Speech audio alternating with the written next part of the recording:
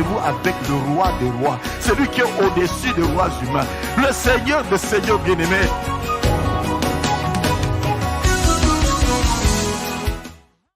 Que Dieu vous bénisse. Merci Pasteur pour cet accueil. Merci à vous, Église, pour cet accueil.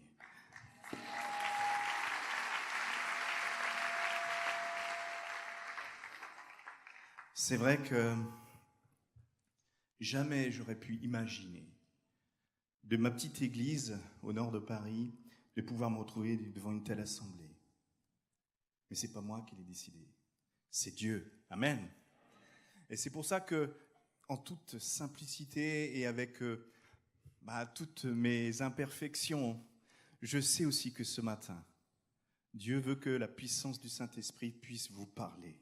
Amen. Donc je vais transmettre quelque chose et surtout, c'est vrai, vous avez vécu 3 jours de jeûne et prière. Donc vous devez avoir faim, non? Et faim spirituellement. Donc j'ai demandé, Seigneur, est-ce qu'on peut leur donner du steak? Est-ce qu'on peut leur donner du dur, là? Parce que, voilà, quand on a faim, c'est le moment. Alors oui, j'ai partagé sur la détoxification de notre corps par le jeûne, par la prière. Mais une fois que c'est désintoxiqué, il faut remettre le bon. Amen. Il faut remettre les minéraux, il faut remettre les vitamines que Dieu veut pour notre corps. Hein? Dans le désert, il donnait une manne, une nourriture qui tombait du ciel. Et cette nourriture avait le goût, nous dit le livre apocryphe de la sagesse, le goût de ce que tu aimes, toi. Amen. Donc Dieu aussi ce matin, à travers la parole, vous donnera votre nourriture, ce que vous avez besoin pour vous. Amen. Alors c'est vrai que je voulais quand même dire un petit mot parce que de la Fondation Jacques Verneau, c'est grâce à elle qu'on ait pu être là au Congo, ma femme et moi, et même pendant les 15 premiers jours, il y avait mon fils aussi avec nous, parce que justement on veut et vraiment honorer cet homme de Dieu qui a commencé quelque chose et vous êtes le fruit, pour en avoir discuté avec le pasteur Safari. Donc ça perdure, ça continue. L'Église du Congo est au bénéfice du travail. Et je l'ai carrément dit, je le prends en charge, que le pasteur Jacques Verneau était vraiment un apôtre pour le Congo. Il y a vraiment quelque chose qui a été fait. Mais ces filles veulent continuer parce qu'il avait d'autres visions pour bénir encore le Congo. Et c'est pour ça qu'on est là, c'est justement pour voir ce qui est fait et comment on peut le faire. Alors je vous invite vraiment, quand vous serez chez vous, de prier pour que vraiment cette fondation puisse manifester vraiment ce que le pasteur Jacques Verneau voulait, c'est-à-dire un bateau sur le Congo, le fleuve Congo, pour amener des œuvres médicales au plus près des gens et en même temps, bien sûr, la nourriture spirituelle. Amen. Alors mon message aujourd'hui, ça s'appelle « Ambassadeur du royaume ». Alléluia. On aime ça, être ambassadeur du royaume. Et vous savez que il ne le savait pas, mais c'est vendredi soir, le pasteur Safari qui m'a confirmé ce message-là. Puisqu'on discutait ensemble avant la réunion et il m'a dit, ici dans notre église, c'est la rencontre entre l'Europe et l'Afrique. C'est la rencontre entre l'Europe et l'Afrique. Oui, c'est vrai. C'est vrai, il y a ces deux cultures qui se rencontrent. Et bien souvent, je le vis de plus en plus au Congo, je comprends que surtout le Congo est une terre où se manifeste cette rencontre complète. Et comme le disait notre Seigneur Jésus, si vous êtes capable de ressentir les temps de la fin, surtout quand il disait le temps qu'il va faire demain, la tempête ou l'orage ou la pluie ou le soleil. Si vous êtes capable, vous devez savoir ressentir le temps de la fin. Et je crois qu'on est tous au clair avec ça. On est vraiment dans les temps de la fin. Il y a une urgence, il y a quelque chose qui se manifeste. Alors c'est vrai que je ne suis pas un spécialiste de ce qu'on appelle les livres apocalyptiques, et donc le livre de l'Apocalypse, je ne suis pas un spécialiste. Moi, je suis plutôt, quand on parle de l'Apocalypse, je prends le livre de Daniel. Daniel est un livre qui en parle. C'est justement très intéressant que Daniel, si vous regardez bien, c'était un chrétien, on va dire ça comme ça, d'influence. Il a influencé, et c'était dans la prière du pasteur Safari, et je confirme, Dieu demande des gens d'influence auprès des hommes de pouvoir. Et justement, il a pu, lui seul, traduire ce fameux rêve de Nebuchadnezzar, ce rêve qui se trouve dans Daniel, chapitre 2, versets 43 à 44, où il explique « Tu as vu le fer mêlé avec l'argile, parce qu'ils se mêleront par des alliances humaines, mais ils ne seront point unis l'un à l'autre. De même que le fer ne s'allie point avec l'argile, dans les temps de ces rois, le Dieu des cieux suscitera un royaume qui ne sera jamais détruit et qui ne passera point sous la domination d'un autre peuple. Il brisera et anéantira tous ces royaumes-là et lui-même subsistera éternellement. » Amen. Donc je résume vite fait, vous savez, c'est la fameuse image de cette statue de Nebuchadnezzar avec l'or, le cuivre, le bronze, et à la fin se trouve le fer et l'argile. Les pieds sont un mélange de fer et d'argile. Et la parole, et cette image dit, il va y avoir un caillou qui va venir et qui va tout détruire. Ce texte nous parle de deux royaumes. Le royaume du fer, c'est l'Occident. Le royaume d'argile, c'est le royaume d'Orient. Un royaume qui est aussi sédentaire avec l'Occident, mais aussi un royaume de nomades qui sont en train de se confronter. C'est aussi un royaume où règne une culture de religion chrétienne contre un royaume où la religion musulmane se manifeste. C'est aussi la différence entre l'Europe et l'Afrique. Déjà, ce texte me dit, ces deux royaumes ne peuvent se mélanger. Waouh! Certes, la parole nous dit, ils se mélangeront par des alliances humaines. Ah, ça veut dire que si l'homme y met la main, on arrive à quand même... Bah oui, parce qu'au début, le fer et l'argile sont l'un à côté de l'autre et ça tient. Tant que le petit caillou ne va pas arriver, ça tient. Bon, on va être clair, qu'est-ce qui peut permettre que ces alliances humaines fonctionnent? Bon, l'argent. À mon avis, que tu sois du royaume de fer, que tu sois d'Europe ou tu sois d'Afrique, dès qu'on parle d'argent, on est d'accord. Ça marche. On arrive à se mélanger. Parce qu'il y a l'argent. Mais nous sommes ambassadeurs d'un royaume à venir. Nous sommes ambassadeurs d'un royaume qui va venir. Amen. Et la parole me dit très clairement que ce royaume, il va subsister éternellement. Amen. Alors c'est vraiment ça que je voudrais vous partager ce matin, c'est que nous devons être des ambassadeurs de ce royaume-là, le royaume à venir. Parce qu'un ambassadeur, c'est quoi? C'est un homme qui représente une autre nation, un autre royaume dans une nation. Un ambassadeur ne fait pas partie du royaume, et je vais prendre le mot royaume à la place du mot nation, parce que je veux vraiment qu'on comprenne ça. Un ambassadeur ne fait pas partie du royaume dans lequel il vit. Il représente un autre royaume.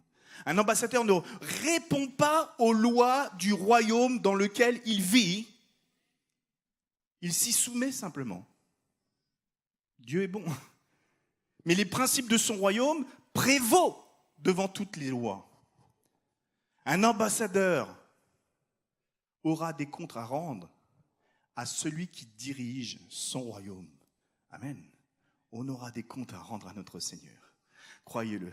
Comment as-tu dirigé ta vie pour moi quand nous allons nous présenter devant lui? Alors, ce matin, je voudrais vous partager quoi faire. Comment faire quand on est des ambassadeurs du royaume? Comment faire pour qu'on puisse bien fonctionner? Donc, il est clair, et Dieu a déjà manifesté une union de deux royaumes spirituellement. Et nous allons regarder ensemble dans la parole comment Dieu a fait pour unir ces deux royaumes. Et surtout, comment Dieu a fait pour matérialiser prophétiquement le royaume à venir. Et ça, il l'a fait à travers un homme dans la Bible. Cet homme, c'est Jacob. Vous le connaissez aussi sous le nom qui représente le royaume à venir, Israël. À travers Jacob, il a fait quelque chose de puissant. Alors, comment il a fait? Donc, Je vais vous demander simplement d'oublier. J'ai toujours une façon de prêcher, d'apporter la parole, des fois un peu compliquée. On me le fait le reproche chez moi, dans mon église. Et moi, ce que je veux vous apporter, et je veux que vous repartiez, c'est avec un principe établi que Dieu a établi. Pourquoi ? Parce que c'est ça qui change vraiment les choses. Hein ? C'est pas parce que j'obéis la loi, mais c'est parce que l'Esprit me révèle les choses et nous révèle les choses. Rien de nouveau sous le soleil, c'est la parole qui le dit. Dans Genèse 22, versets 19 à 24, « Et Abraham retourna vers ses jeunes hommes, et ils se levèrent et s'en allèrent ensemble à Beersheba. Et Abraham habita à Beersheba. Il arriva après ces choses qu'on rapporta à Abraham en disant, « Voici Milca. » Milca, elle aussi, a enfanté des enfants à Nahor, ton frère. Uth, son premier-né, Buz, son frère, et Kémel, père d'Aram, et Késed et Azo, et Pildash, et Gildash, et Bethuel. Or, Bethuel engendra Rebecca. Milca enfanta ses huit enfants à Nahor, frère d'Abraham. Et sa concubine, nommée Roïma, elle aussi enfanta Tébar, et Gatmar, et Tachach, et Maaka. Amen. C'est dur. Juste un petit rappel. Dieu a dit, pas un seul iota de ma parole sera retiré. Vous savez que tous ces noms, c'est des noms compliqués qu'on ne comprend pas. Mais sachez que si ces noms sont dans la parole de Dieu, c'est qu'ils veulent dire quelque chose et qu'ils ont une importance pour Dieu. Amen. On ne peut pas les retirer. Moi, je suis comme vous, je sais qu'on est pareil. Hein. Quand on voit la généalogie des hommes de Dieu, tatati, tatata, fils de machin, franchement, on tourne la page. On va à la fin et on dit, bon, ok, qu'est-ce qu'ils ont fait ? On est d'accord ? Mais moi, je sais que quand je serai la présence de mon Dieu, Dieu me donnera une révélation de la connaissance et la compréhension de tous ces noms. Amen. Rien n'est fait au hasard dans la parole de Dieu, rien du tout. Et là, vous allez dire, pourquoi je vous dis ça ? Parce que justement, il a fait quelque chose de puissant. Alors, Nahor, c'est le frère d'Abraham. Hein, donc, c'est celui qui représente la stérilité qui a été vaincue. Vous savez qu'Abraham, sa femme était stérile. Et mais Nahor, on voit qu'il a eu 12 garçons. Et là, il y a une fille que l'on voit, puisque c'est, comment il s'appelle, Bethuel, qui engendra Rebecca. Il y a eu 12 garçons et une fille qui se sont manifestés là. Et je vous dis ça parce qu'on va aller plus loin, on va voir, quand Dieu fait quelque chose, il ne le fait jamais au hasard. Jamais rien au hasard, tout est écrit. Dans Genèse 10, versets 15 à 18, « Et Canaan engendra Sidon, son premier-né, et Heth, et Jébusien, et l'Amoréen, et les... » Bon, je continue, il y en a plein qui disent, bon, c'est les enfants de Canaan. Et ensuite, les familles des Canaan se dispersèrent. Là, on compte 11 garçons, mais on voit que juste le verset d'après, il est écrit, « Et les limites des Cananéens furent depuis Sidon, quand tu viens vers Guérar jusqu'à Gaza. » Il existe donc 12 familles qui s'appellent des Cananéens. Il y a 12 familles qui viennent de Canaan. Pourquoi je dis ça ? Parce que c'est celui qui a été maudit par Noé. Et là où il y a entre guillemets, je vais bien dire entre guillemets, la malédiction, on voit qu'il y a toujours 12 familles qui en résultent. Mais là, quand on regarde, là où il y a, on va dire, l'autre filiation, la filiation, ce qu'on appelle messianique, eh ben, il n'y a bien souvent qu'un seul enfant. Confirmation de ce que je vous dis dans Genèse 10, verset 25. Et il naquit à Héber 2 fils. Le nom de l'un fut Péleg, car en ces jours la terre fut partagée, et le nom de son frère fut Joktan. Bon, Héber, c'est le mot qui donne hébreu, d'accord ? C'est ça qui a donné le peuple hébreu, c'est Héber. Il fait partie des 70 noms qui donnent les 70 nations. Mais on voit que Héber, il a 2 fils, et donc le fils aîné, Péleg, lui, il aura un fils. Et à votre avis, Joktan, qui veut dire le petit, à votre avis, combien de fils il va avoir ? 12, d'accord ? Il a 12 fils et Dikla, une fille. Waouh ! Pourquoi Dieu, ils ont toujours 12 garçons, une fille ? Donc vous commencez à comprendre un peu le principe. Là, il y a 2 choses qui se manifestent. C'est qu'il y a une filiation qui transmet bien souvent le droit d'aînesse avec un enfant derrière. Et il y a l'autre filiation qui ne bénéficie pas du droit d'aînesse, mais à chaque fois, il y a la fécondité. Il y a 12 enfants et une fille. C'est important, une fille. On le verra tout à l'heure. Donc on voit, on arrive à l'homme de Dieu que tout le monde connaît, Abraham, Et Abraham, lui, vous savez qu'il a eu 2 fils, 2 femmes différentes. Il a eu Ismaël. Et dans Genèse 25, versets 13 à 15, et voici les noms des fils d'Ismaël, par leur nom, selon leur génération. Le premier d'Ismaël est Nebaïot, et Kébar, et Abdéel, et Mibsam, et Mishma, et Duma, et Massa, et Hadar, et Théma, et Jétour, et Nafshir, et Kedma. Ah, il n'y a pas de fille. Alors comment ça se fait? Ah si, dans Genèse 28, verset 9, et Ésaü, donc le fils d'Isaac, s'en alla vers Ismaël et prit pour femme, outre les femmes qu'il avait, Mahalat, fille d'Ismaël, Mahalat, la fille d'Ismaël. Ah donc il a bien 12 garçons et une fille. Ismaël, l'islam, d'accord? Je représente bien le royaume d'Argile, non? Et de l'autre côté, c'est Isaac, de Sarah, le seul fils. Donc il y a un droit de filiation messianique.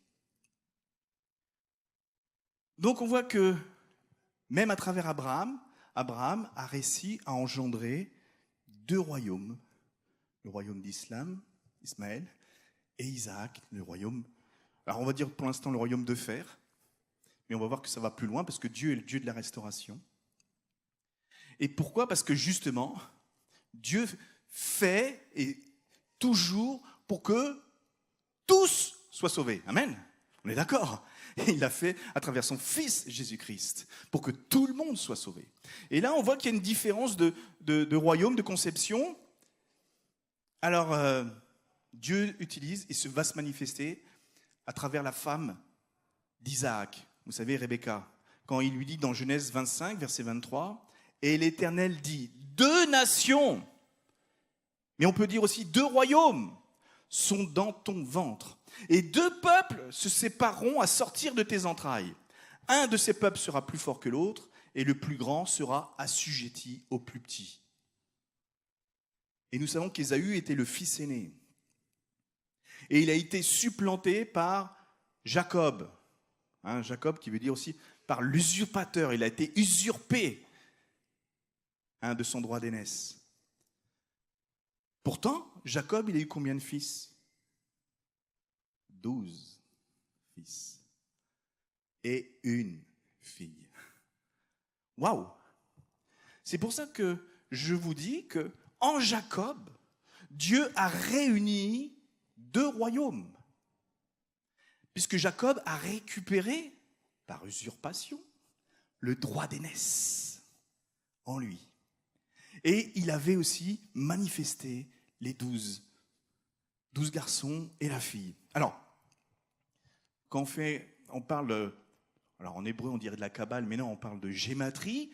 Qu'est-ce que veulent dire les chiffres? Qu'est-ce que veulent dire vous savez, les mots de Dieu avec, comme je disais, il n'y a rien qui est fait au hasard. Pourquoi 12 Parce que 12 en gématrie, c'est le chiffre de la nuit. Et la nuit, nous voyons beaucoup d'étoiles dans le ciel.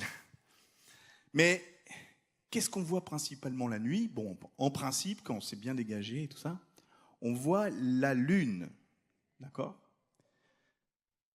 Et la lune a ceci de particulier, je pense que vous le connaissez, elle fait le tour de la Terre en combien de mois?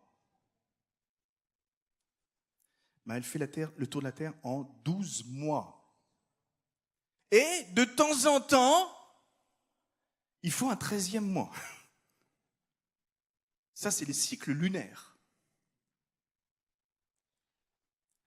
Alors, le jour, du coup, si la nuit, donc c'est le royaume de la nuit, fonctionne avec la lune, le royaume du jour, il fonctionne pareil. Quelle est l'étoile qui prévaut en plein jour? Le soleil, on est d'accord? Et ces 2 filiations, sa filiation du soleil qui engendre finalement le fils unique, et la filiation de la lune qui engendre 12 fils et un garçon, se réunissent en Jacob. Jacob a réuni ça parce que Dieu l'a voulu, parce que Dieu veut sauver tout le monde. Et c'est vraiment qu'à partir de ce moment-là qu'on voit que, alors je vais prendre des expressions un peu bizarres, mais c'est comme ça, Jacob devient ce qu'on appelle luno-solaire. Il a les deux en lui. Hein? Et on voit cette image tout à fait dans Genèse, chapitre 37, versets 9 à 10, où Joseph a un songe. Et dans ce songe, voilà, il songea encore un autre songe et il raconta à ses frères. Et voici, j'ai encore songé un songe. Et voici le soleil et la lune et 11 étoiles se prosternaient devant moi. Et il le conta à son père et ses frères. Et son père le reprit et lui dit, qu'est-ce que ce songe qui a été songé? Est-ce que moi, ta mère, tes frères, nous viendrons nous prosterner en terre devant toi? Si on se remet vraiment dans le contexte, la mère de Joseph était décédée. Donc finalement, le soleil et la lune, dans cette image, ne peut représenter que Jacob. Et si on continue, on comprend mieux maintenant pourquoi. Et quand je vous parle de choses qui se passent dans les cieux, vous savez que tout ce qui se passe dans les cieux, ça se passe aussi sur terre. Amen. Bon, le calendrier, notre calendrier, le calendrier occidental, il fonctionne sur le soleil, on est d'accord? Une année, notre calendrier européen, en tout cas, il fonctionne sur le soleil. Est-ce que vous pouvez me dire comment fonctionne le calendrier musulman? Il fonctionne sur la lune. D'accord? Eux, leur timing est fait en fonction des 12 mois, plus le 13e de temps en temps. Et est-ce que vous pouvez me dire, du coup, comment fonctionne le calendrier juif? Eh bien, il est luno-solaire. Les Juifs ont ceci de particulier, c'est qu'ils basent leur année sur le soleil, mais tous leurs mois fonctionnent en fonction de la lune. Hein, c'est pour ça qu'eux aussi, ils ont un 13e mois qui rajoute de temps en temps. Waouh! Donc peut-être vous avez vraiment l'impression que je suis en train de vous faire un cours d'astronomie, peut-être même d'astrologie. Mais non, je ne suis pas comme ça. Moi, je dis, il n'y a jamais rien au hasard. Mon Dieu fait les choses bien. Il y a quelque chose de puissant. Parce que Dieu a réussi à réunir 2 royaumes en Jacob. Et s'il a pu le faire, ça veut dire que nous, maintenant, qui ne sommes plus sous la loi, il y a quelque chose que nous pouvons vivre aussi pour ça. Amen. Alors, on va se dire, finalement, bon, Jacob, Dieu a uni 2 royaumes en lui. Mais comment Jacob a pu devenir un ambassadeur de ce royaume, du royaume à venir? Donc là, on reprend son histoire à Jacob et surtout, on va arriver à ce qui nous intéresse. C'est que pour devenir cet homme de Dieu, surtout cet ambassadeur du royaume, vous savez ce passage où Jacob était chez Laban, il a été, il a fait plein de choses chez Laban, il s'est marié, tout ça, tout. Et il doit retourner au pays de Canaan. Le pays où habite son frère. Alors, avant de rentrer dans le territoire de Canaan, il envoie des messagers, il envoie des gens voir devant. Et les messagers reviennent et disent, « Waouh, ton frère arrive avec 400 hommes. » Ouh! Jacob commence à avoir la pétoche, comme on dit en France, commence à avoir peur, et il se dit, oh, comment je vais faire? Comment je vais faire? Alors il commence à réagir et à penser humainement. Hein? Il commence à se dire, qu'est-ce que je peux faire? Et là, il imagine des stratégies. Et je ne sais pas vous, mais en tout cas, moi, c'est impressionnant que quand il y a un problème qui arrive dans ma vie, la première chose que je mets bien souvent en place, c'est des stratégies. Pour dire, qu'est-ce que je peux faire pour soit éviter le conflit, comment ça se passe, voilà. Et puis on fait des trucs, des fois qui nous amènent un peu à faire n'importe quoi. Là, Jacob, il se dit, je vais peut-être séparer en 2 tout ce qui m'appartient, parce que comme ça, si Ésaü attaque un camp, peut-être que l'autre sera sauvé, j'aurai pas tout perdu. Et puis il commence à réfléchir encore, il continue, non, je vais faire une autre stratégie. je vais envoyer mes serviteurs devant, et puis avec des animaux. Hein, et puis à chaque fois, il dit à ses serviteurs, chaque fois que vous verrez Ésaü, vous lui direz, voilà, Jacob t'envoie des offrandes. Hein. Vous comprenez le principe? J'envoie des encouragements. Hein. Il y a beaucoup de gens ici, ça fonctionne bien. On se dit, plutôt que d'avoir des problèmes, moi je vais envoyer des encouragements financiers à tous ceux qui peuvent m'aider. Mais tout ça, c'est humain. Tout ça, c'est humain. Et je ne crois pas que le royaume de Dieu va être établi avec des principes humains. Alors c'est bien, c'est vrai qu'on pense, on va éviter les conflits, on fait des cadeaux. Mais avant que Ésaü arrive, et ces 400 hommes, avant qu'il le rejoigne pour la nuit, Jacob se sépare de sa famille et de son chef, et il se retrouve seul avec un homme en face de lui. On retrouve ça dans Genèse 32, les versets 24 et 25. Jacob demeura seul. Alors un homme lutta avec lui jusqu'au lever de l'aurore. Voyant qu'il ne pouvait le vaincre, cet homme le frappa à l'emboîture de la hanche. Et l'emboîture de la hanche de Jacob se démit pendant qu'il luttait avec lui.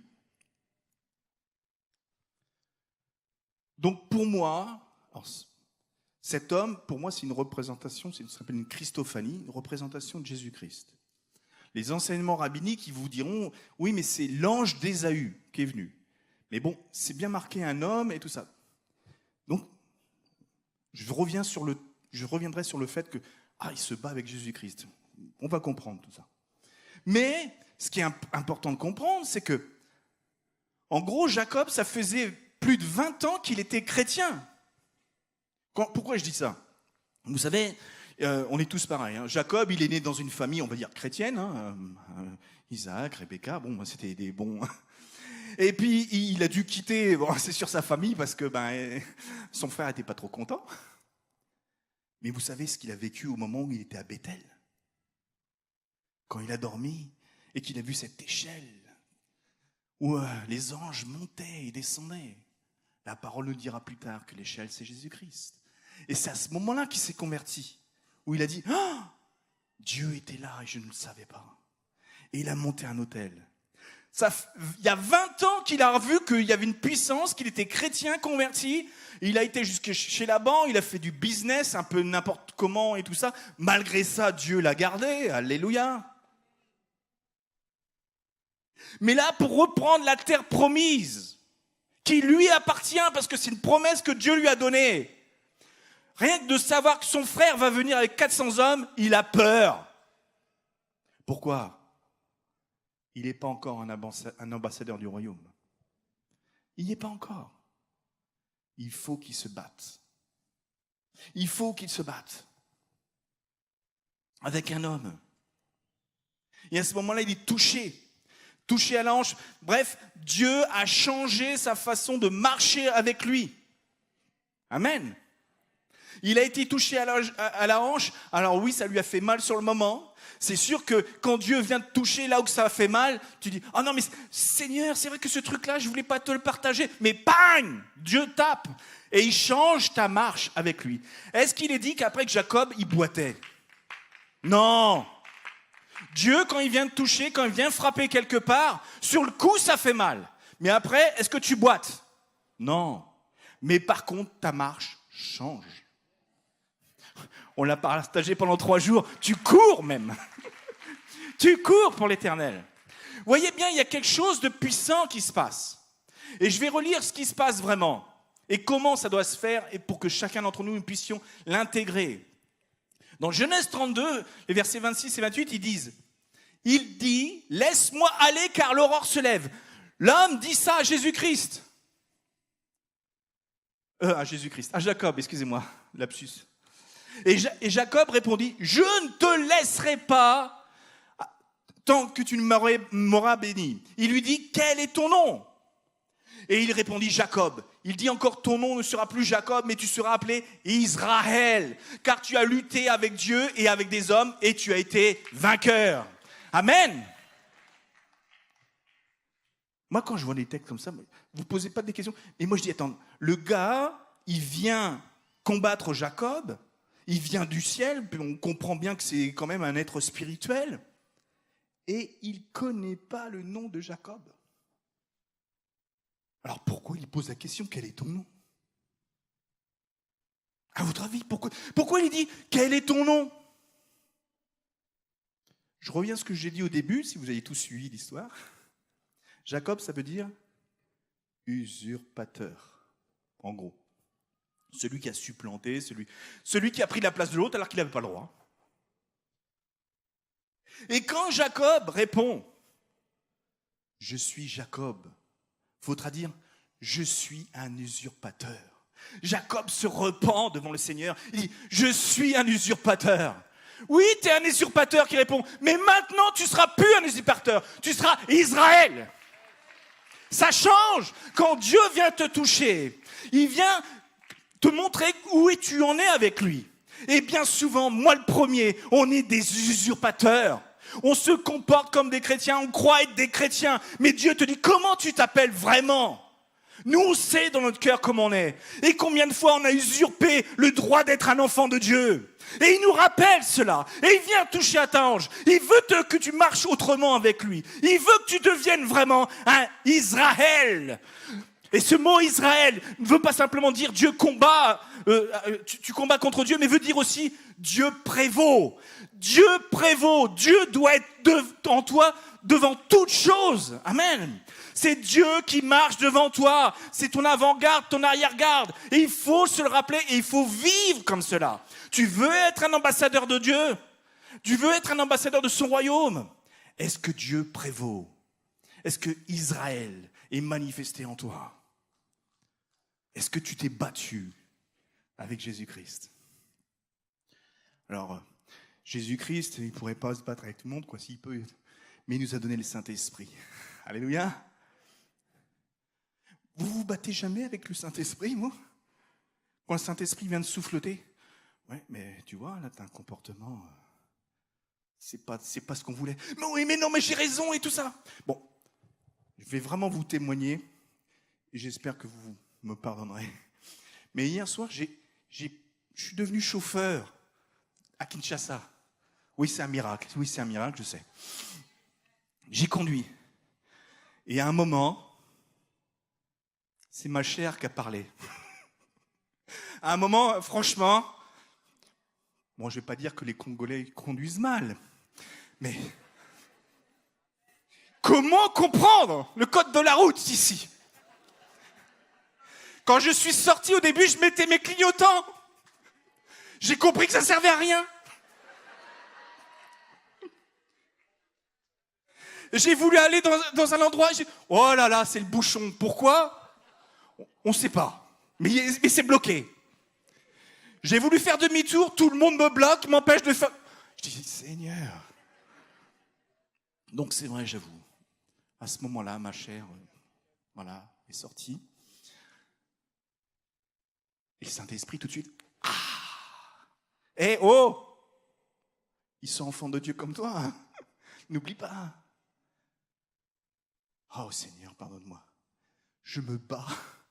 Alors oui, c'est contre ma chair, mais c'est avec le Saint-Esprit qui me révèle. Et on se bat. Et de temps en temps, paf! Il me tape à la jambe. Il me dit, là, t'as un problème. Et au lieu de dire, oh Seigneur, j'ai mal, viens me guérir. Je dis, oui Seigneur, amen. Je suis un usurpateur, mais tu changes mon nom pour devenir Israël.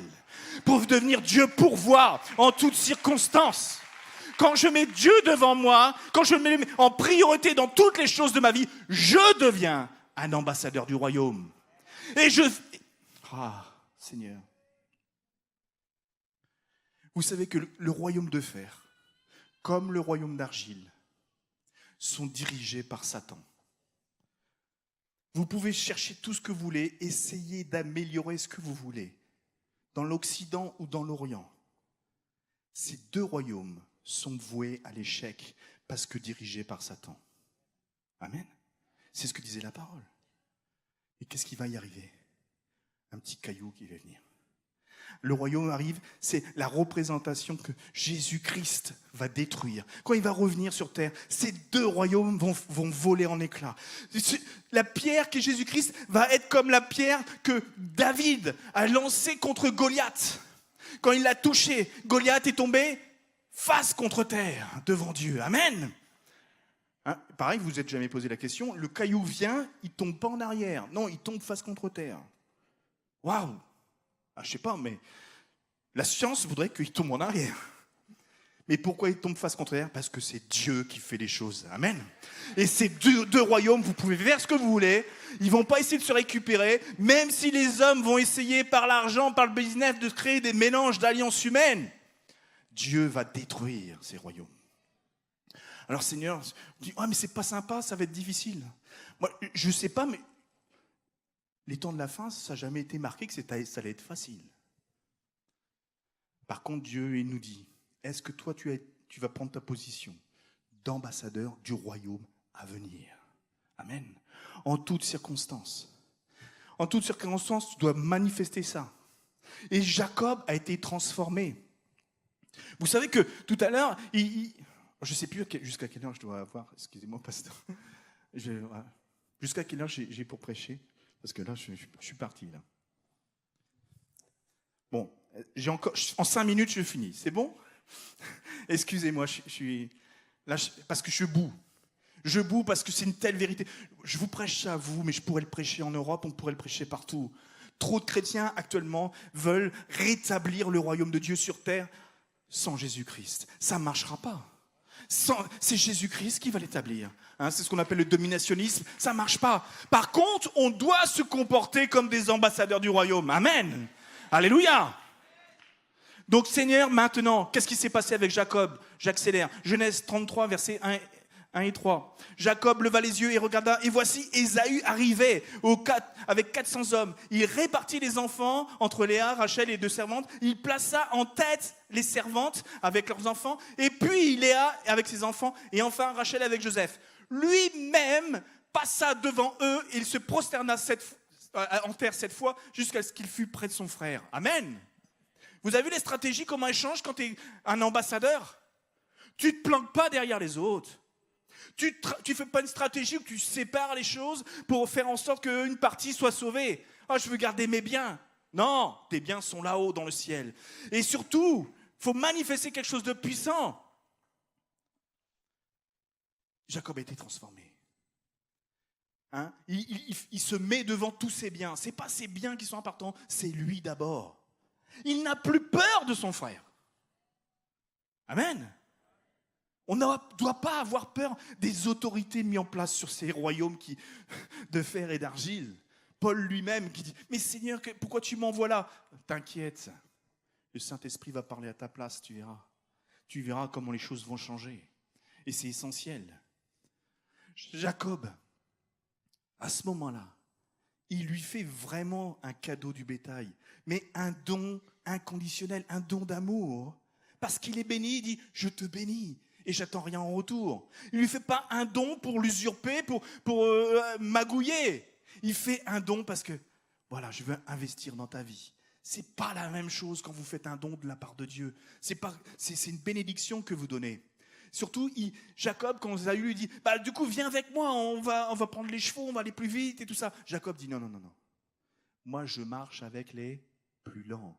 Dans le royaume des cieux, tu dois marcher avec le plus faible, avec celui qui est derrière.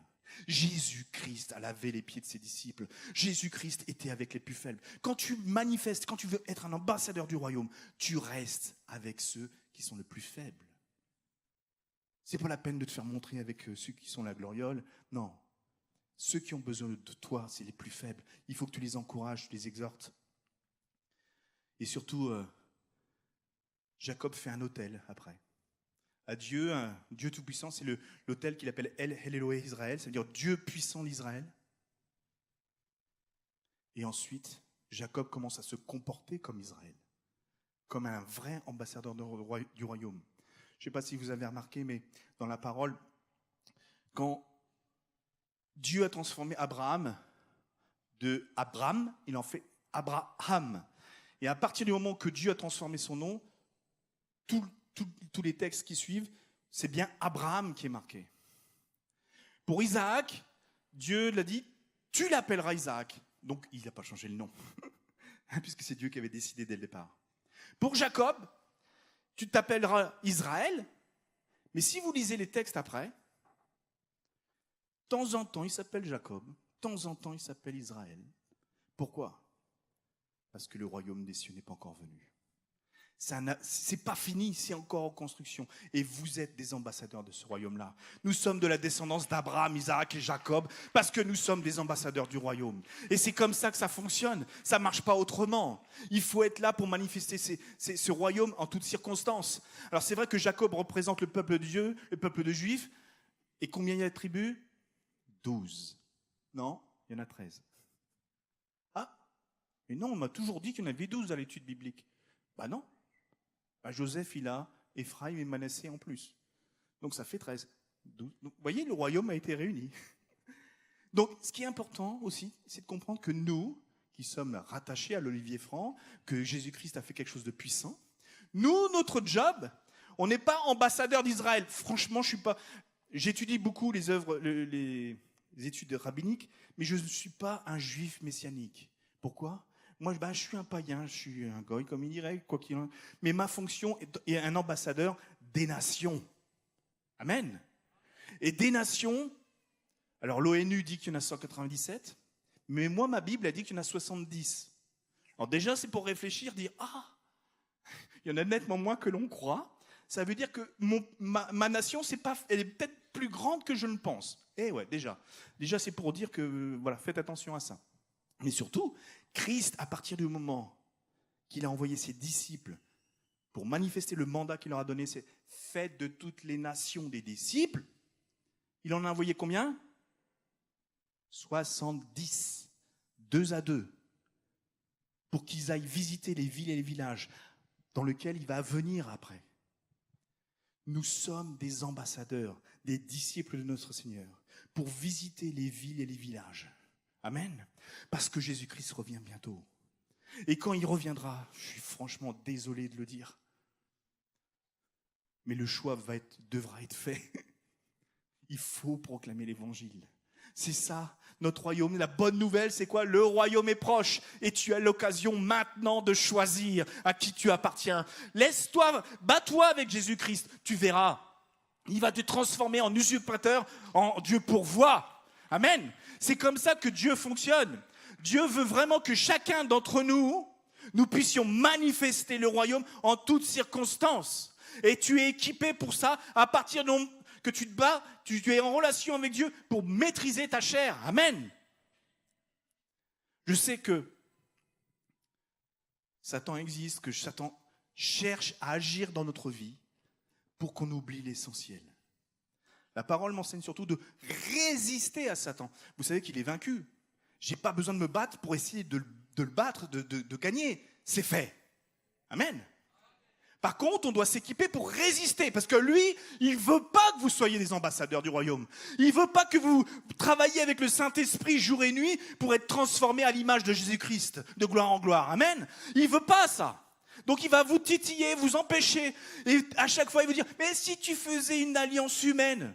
Non, pas d'alliance humaine. Dieu prévaut. Israël, Dieu d'abord. C'est lui qui a ma solution. C'est lui seul qui pourra me dire comment faire et où faire. À partir du moment que vous êtes là où Dieu veut, vous n'avez plus rien à craindre. Et vous êtes un ambassadeur du royaume. Alléluia. Vraiment pour finir, juste avant une prière, c'est vrai que je vous l'ai dit tout à l'heure. Dans le livre de la parole de Dieu, il y a tous ces noms. Ils sont marqués, les filiations, et puis ils se suivent et des fois on ne comprend pas. Et sachez que vous, votre nom, est-ce qu'il est marqué dans le livre de vie ? Ça, c'est important. Et tu dois être un ambassadeur du royaume pour savoir que ton nom est marqué dans le livre de vie. Il faut savoir que chacun de vos noms est important aux yeux de Dieu. Amen. Ils sont importants. Oh oui. Et franchement, on pourrait faire exactement la même chose. On citerait nos noms comme ça. On se dit, mais non, mais c'est n'importe quoi. Non, pour nous, on ne comprend pas. Mais pour Dieu, à chaque fois que tu dis un nom, tu dis le nom d'une personne, Dieu dit, ah oui, c'est lui. Ah, je me souviens. Qu'est-ce qu'on a pu rigoler ensemble dans la prière. Quand il me louait, c'était merveilleux. Et il vous connaît intimement. Et c'est important pour lui. C'est pour ça que Dieu nous a donné cette tâche aussi importante pour le royaume. Être ambassadeur. Amen. Alors, je voudrais simplement vous demander si c'est possible de vous lever, parce que je voudrais prier avec vous. Et ouais,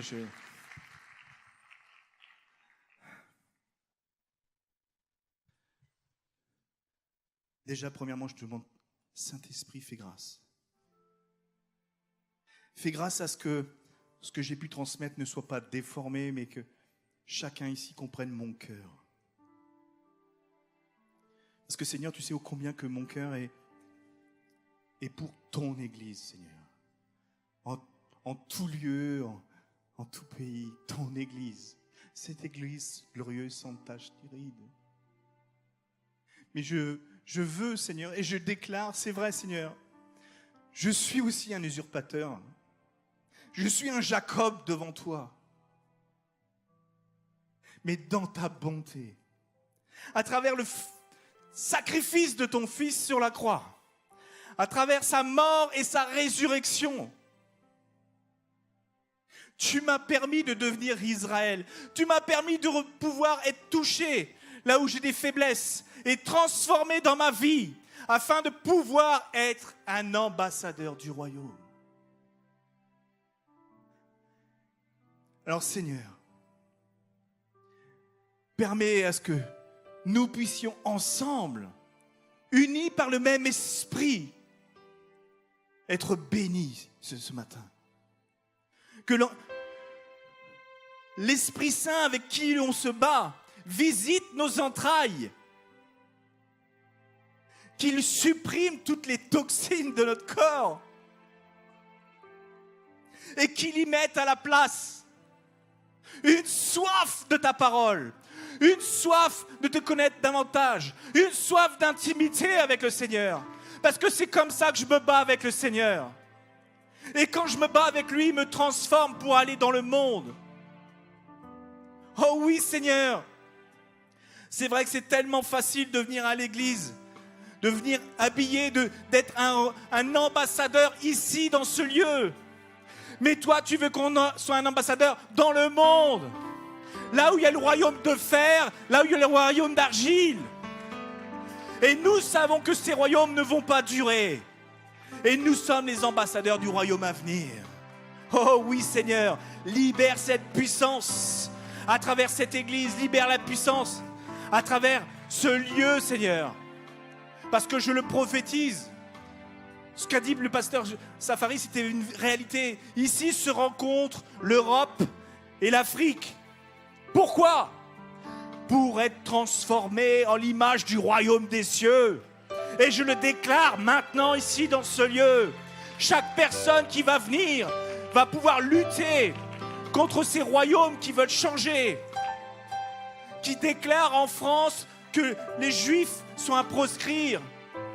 Qui sont en train de déclarer un peu partout. Oui, mais le blanc c'est comme ci, le noir c'est comme ça. Qui lèvent les enfants de Dieu les uns contre les autres. C'est pas ça. On n'est pas ambassadeur de ça. On est ambassadeur de la puissance de Dieu qui transforme tout être afin qu'il soit sauvé par son Fils Jésus-Christ.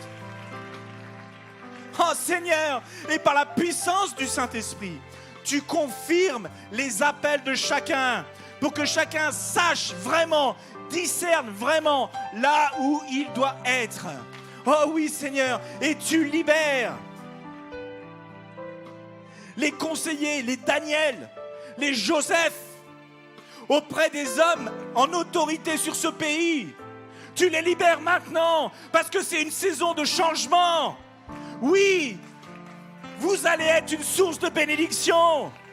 Oui, parce que c'est un fait, c'est le temps. Il y a urgence, et Dieu ne peut plus attendre. Ces centrales crient. Lève-toi au Congo. Manifeste cette puissance que tu as. Tu es mon jardin d'Éden. Éden, ça veut dire délice. Ça veut dire que tu es une terre de délices où tout ce que tu peux faire est délicieux. Manifeste ça, Congo. en toutes circonstances, et tu verras les choses changer autour de toi. Alléluia. Oh Seigneur, bénis vraiment cette assemblée, comme tu m'as béni encore aujourd'hui. En me faisant l'honneur d'utiliser un vase d'argile tel que je suis. Mais Seigneur,